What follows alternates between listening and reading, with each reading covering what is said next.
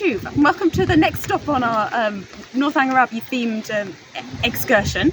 So we are at Blaize Castle because Catherine Morland wasn't here, and this is the destination that they're aiming for when they go out in an open top carriage with John Thorpe and Isabella Thorpe and her brother.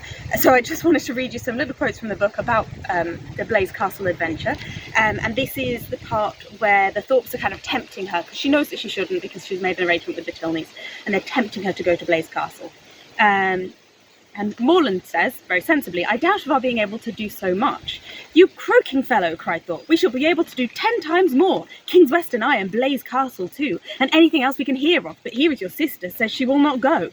"Blaize Castle," cried Catherine. "What is that?" "The finest place in England, worth going 50 miles at any time to see." "What, is it really a castle? An old castle?" "The oldest in the kingdom." "But is it like what one reads of?" "Exactly, the very same." "But now, really, are there towers and long galleries?" "By dozens."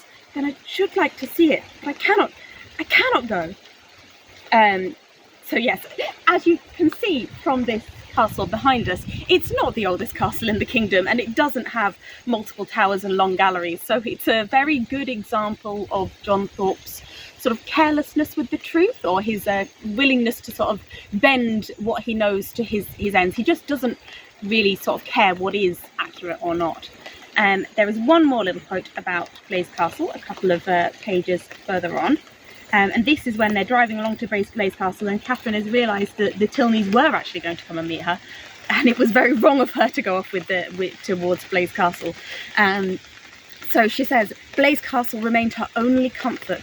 Towards that she still looked at intervals with pleasure, though rather than be disappointed of the promised walk, and especially rather than be thought ill of by the Tilneys, she would willingly have given up all the happiness which its walls could supply, the happiness of a progress through a long suite of lofty rooms, exhibiting the remains of magnificent furniture, though now for many years deserted, the happiness of being stopped in their way along narrow winding vaults by a low grated door, or even of having their lamp, their only lamp, extinguished by a sudden gust of wind and being left in total darkness."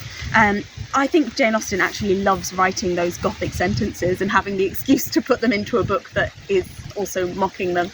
But yeah, so Catherine Morland was very deceived in what Blaize Castle was, just as she was deceived in who the Thorpes were as well.